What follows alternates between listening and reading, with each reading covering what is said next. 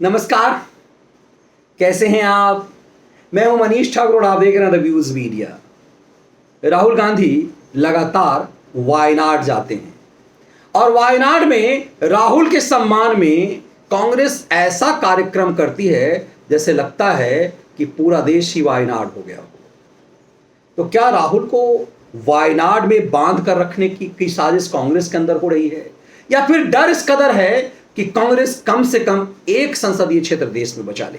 जैसे उत्तर प्रदेश में मात्र एक संसदीय क्षेत्र कांग्रेस के पास है, रायबरेली, और कांग्रेस को यह बेहतर पता है कि जिस तरह से योगी आदित्यनाथ ने पूरे देश भर में, पूरे राज्य भर में कांग्रेस का सफाया कर दिया है, समाजवादियों पार्टी का सफाया करना शुरू कर दिया है, उस पारंपरिक आजमगढ़ और आजम खान के गढ़ रामपुर से समाजवादी पार्टी को साफ कर दिया है, तो तय सी बात है कि अब की बार रायबरेली भी छिन जाएगा। तो सोनिया या तो चुनाव वहां से नहीं लड़ेगी या फिर वहां पर ताल ही नहीं ठोका जाएगा। तो कम से कम एक वायनाड बचा लिया जाएगा परिवार के लिए। अमेठी के बाद रायबरेली भी छिन जाएगा, तो वायनाड यदि ना बचाया जाए तो क्या होगा? इसीलिए पूरी ऊर्जा कांग्रेस वायनाड में लगाती है, पूरे देश को छोड़कर। लेकिन दूसरी ओर बीजेपी अपनी राष्ट्रीय कार्यकारिणी मोदी वहां करते हैं जहां उनकी सरकार नहीं होती है। पिछले दिनों महाराष्ट्र में आमतौर पर यही होता है, लेकिन अब की बार तेलंगाना क्यों चुना गया, हैदराबाद क्यों चुना गया और उसका नाम भाग्यनगर पे चर्चा क्यों हुई? फर्क इसी से समझ में आता है। नरेंद्र मोदी ने खुद इस बात को स्वीकारा कि राष्ट्रीय कार्यकारिणी 2 दिन की कार्यकारिणी हैदराबाद में क्यों की गई।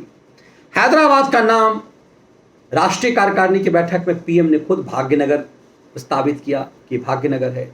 योगी आदित्यनाथ बार बार भाग्यनगर बोलते रहे। कमाल की बात यह है कि उत्तर प्रदेश के मुख्यमंत्री हैं योगी, लेकिन हैदराबाद के जो म्युनिसिपल कॉर्पोरेशन के चुनाव हुए थे उसमें स्टार प्रचारक के रूप में बीजेपी ने यूपी के चीफ मिनिस्टर को बुलाया था, योगी आदित्यनाथ को, और वहां उन्होंने हैदराबाद की जनता से भाग्यनगर का वायदा किया था। और राष्ट्रीय कार्यकारिणी की बैठक के दूसरे और आखिरी दिन जब योगी वहां पहुंचे तो भाग्य की देवी के दर्शन करने गए। सिर्फ योगी ही क्यों? ऐसी क्यों प्लानिंग की गई कि योगी ही भाग्यनगर में के नाम का प्रस्ताव रखेंगे, योगी ही भाग्यनगर के भाग्य की देवी के मंदिर में जाएंगे? वो तो यूपी के मुख्यमंत्री हैं। फिर ये स्क्रिप्ट कौन लिख रहा है? दरअसल योगी जाने जाते हैं मुगल कालीन नाम को कुचल करके उसके पुरातन असली पहचान दिलाने के लिए। इसीलिए काम योगी से पीएम करवाते हैं। प्रधानमंत्री मोदी ये जिम्मेदारी अलग अलग लोगों को देते हैं, और दूसरी तरफ कांग्रेस अपना वजूद खोती कांग्रेस और उसके अदृश्य अध्यक्ष राहुल गांधी, उन्हें वायनाड में बांधा जाता है। हर 2 महीने 3 महीने में कार्यक्रम वायनाड में ऐसे आयोजन किया जाता है जिसमें लगता है कि पूरी कांग्रेस वहीं समर्पित है। राहुल सिर्फ एक सांसद हैं, पार्टी में उनकी कोई बड़ी जिम्मेदारी नहीं है।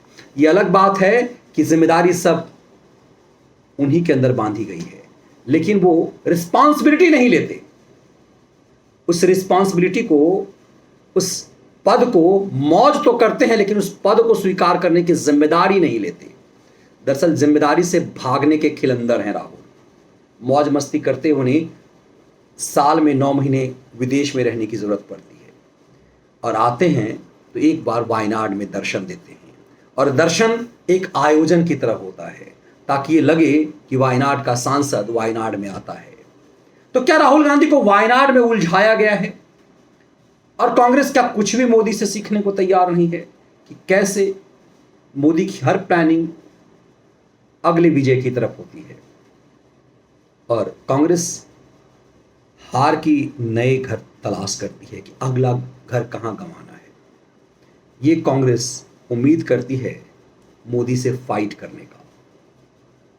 अब उस भाग्यनगर में अमित शाह ने जिन चीज़ों की चर्चा की उसमें सबसे महत्वपूर्ण यह था कि कैसे नरेंद्र मोदी को जब वो गुजरात के मुख्यमंत्री थे तब से लेकर भारत के प्रधानमंत्री बनने तक की प्रक्रिया के दौरान गुजरात दंगों में साजिश उन्हें फंसाने का खेल किया गया। अब देश की सबसे बड़ी अदालत ने माना है कि इस मामले में योगी के खिलाफ 2 दशक से ज्यादा समय तक साजिश की गई और जानबूझ करके सुप्रीम कोर्ट तक में भी इस केस में तारीख ली जाती थी ताकि इसे आगे बढ़ाया जाता सके। इसकी चर्चा भी वहां हुई। मतलब यह कि कैसे कांग्रेस ने अपनी पूरी एजेंसियों के माध्यम से ये षड्यंत्र रचा, इसकी चर्चा भी वहां क्यों हुई। इन तमाम चीजों को देखेंगे तो ये लगता है कि प्रधानमंत्री मोदी की अगुवाई वाली बीजेपी, प्रधानमंत्री हैं वो, दूसरी तरफ उनकी पार्टी है और पूरी पार्टी, भले ही अध्यक्ष कोई हो, चुनाव उन्हीं के नाम पे लड़ा जाता है क्योंकि साख के दावेदार, साख सब जनता की नजर में उन्हीं की है। कांग्रेस में किसी के पास साख ही नहीं है, वो एक भ्रष्टाचार से आकंठ डूबी पार्टी नजर आती है।